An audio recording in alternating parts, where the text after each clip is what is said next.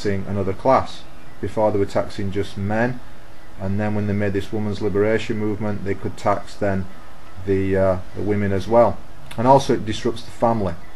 So when the family is not a tight, compact unit, the Illuminati can have more influence on the children, because the children are mainly always under their control, because they're always at school or under nannies and carers, because the woman's working, the man's working.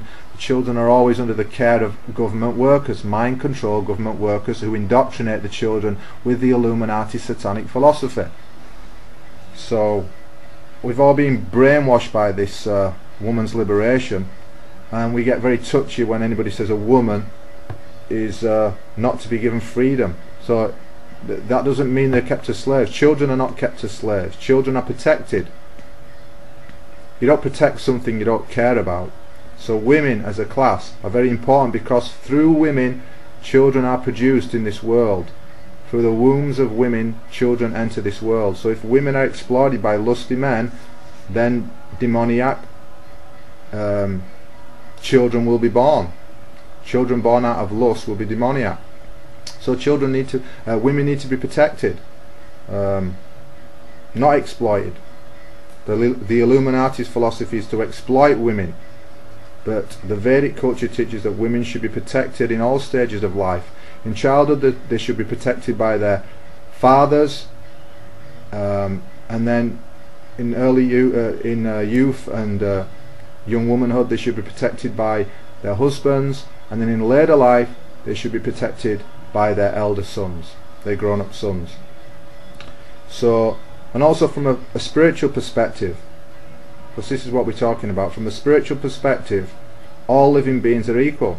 The body may be different, but within is the soul. The soul is within it, even within the ants, the birds, the beasts, all the different varieties of life. There's the same soul within all of them, part and parcel of the Supreme Soul. So that's real equality. A spiritual person sees everybody equally. Yes, so a spiritual person sees everybody equally, but that doesn't deny the fact that we have this material body. We are conditioned. We're trying to be liberated. When we're on a spiritual path, we're in the process of purifying ourselves to become liberated and back in our original constitutional position with God in the spiritual world. But while we're still conditioned and we're undergoing that process of purification, we need for smooth social intercourse to follow certain rules and regulations so we can live. It's like in a hospital. People living in a hospital, they've got various diseases, so they can't just mingle freely. They have to live in a certain way so that things go smoothly. So in the same way, in this material world we have bodies, and those bodies is a manifestation of our previous desires. So when we're living in this material world, the Vedas prescribe that in the process of purification we live in a certain way according to the body we've got, so that things run smoothly. There's smooth social interaction between people. So women have certain duties to perform, and men have certain duties to perform. Of course, if men are rascals, lusty rascals, not God conscious, not spiritual, why would a woman want to be under the protection of such people? But if the men are spiritual, they're endeavouring for spiritual perfection, and they're manifesting certain qualities and purifying themselves, then if women are protected by such men, then there will be peace in the world, because such women will not be exploited for lusty sexual desire. They will be protected, and in those women godly children will be born through such women, because the sexual relations between men and women on a spiritual platform is that they produce children in a God-conscious state of mind, and then these children which are produced in a godly consciousness are godly. Souls enter into the secretion of the man and woman, and if the man and woman are having sex like cats and dogs, then that's a sort.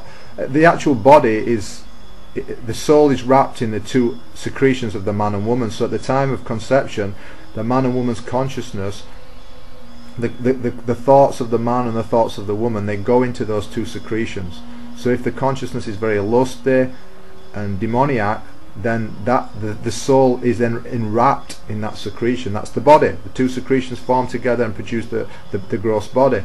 So if the consciousness at the time of conception is godly, which it would be in a Vedic culture because people have been trained in that way, then when a man and woman unite and conceive, their consciousness transfers to the secretion, godly secretion, and then the soul enters that secretion, so the soul is wrapped in that secretion, which becomes the body, and therefore the particular consciousness of that child, or the particular influence on that child, is less demoniac, more spiritual.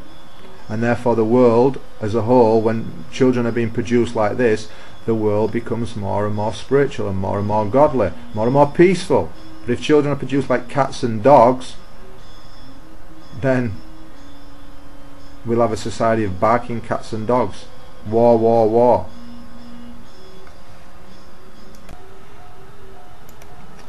Okay, text 8, translation. They say that this world is unreal, that there is no foundation, and that there is no God in control.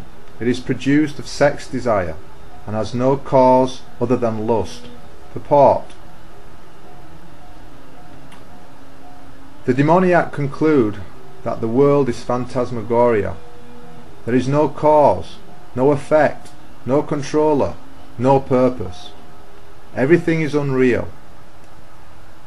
They say that this cosmic manifestation arises due to chance material actions and reactions. They do not think that the world was created by God for a certain purpose. They have their own theory that the world has come about in its own way, and that there is no reason to believe that there is a God behind it. For them there is no difference between spirit and matter, and they do not accept the Supreme Spirit. Everything is matter only, and the whole cosmos is supposed to be a mass of ignorance. According to them, everything is void, and whatever manifestation exists is due to our ignorance in perception.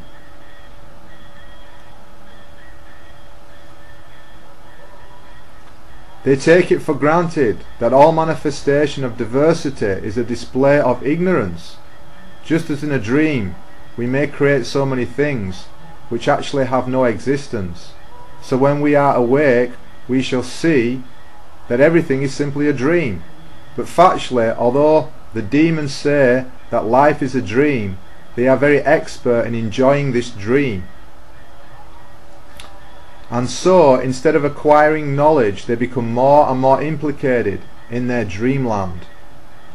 They conclude that as a child is simply the result of sexual intercourse between man and a woman, this world is born without any soul. For them, it is only a combination of matter that has produced the living entities, and there is no question of the existence of the soul. As many living creatures come out from perspiration and from a dead body without any cause, similarly the whole living world has come out of the material combinations of the cosmic manifestation. Therefore material nature is the cause of this manifestation, and there is no other cause. They do not believe in the words of Kṛṣṇa in Bhagavad Gita. Mayadhyakshena prakriti suyate sacharacharam. Under my direction the whole material world is moving. In other words, amongst the demons there is no perfect knowledge of the creation of this world. Every one of them has some particular theory of his own. According to them, one interpretation of the scriptures is as good as another, for they do not believe in a standard understanding of the scriptural injunctions.